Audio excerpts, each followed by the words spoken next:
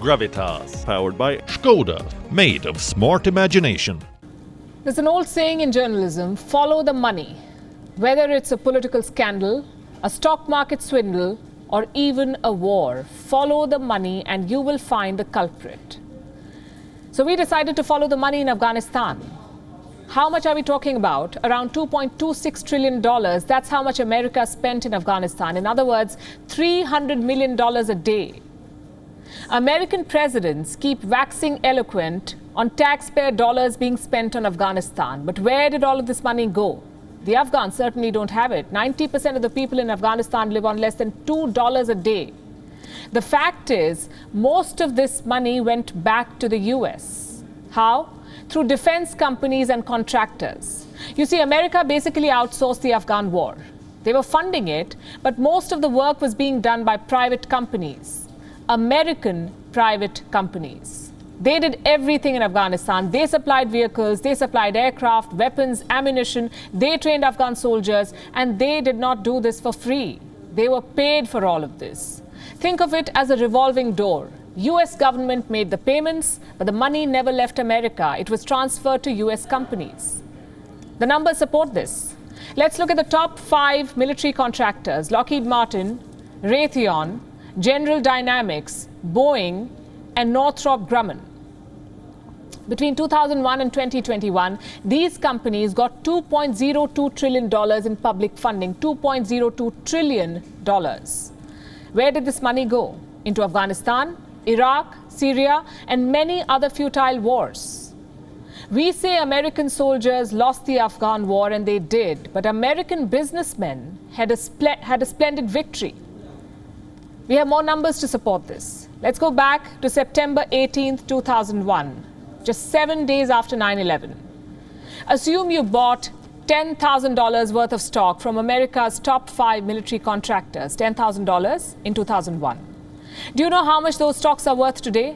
Almost $100,000. 10 times more than 2001. Other stocks would have only given you $60,000, but defense companies were a different deal altogether. Imagine the profits. It tells you why the war dragged on for 20 years. A forever war also means forever profits.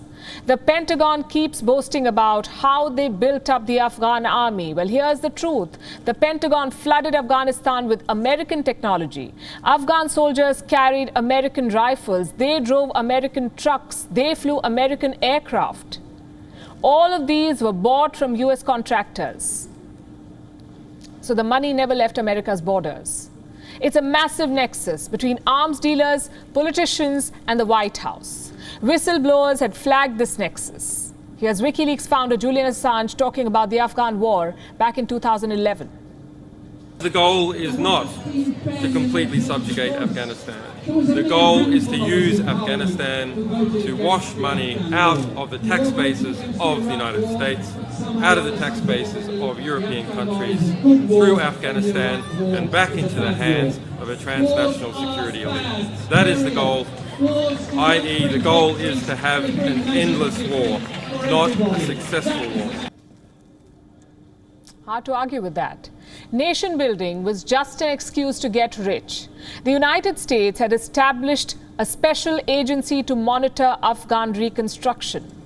This is what it's called, Special Inspector General for Afghanistan Reconstruction.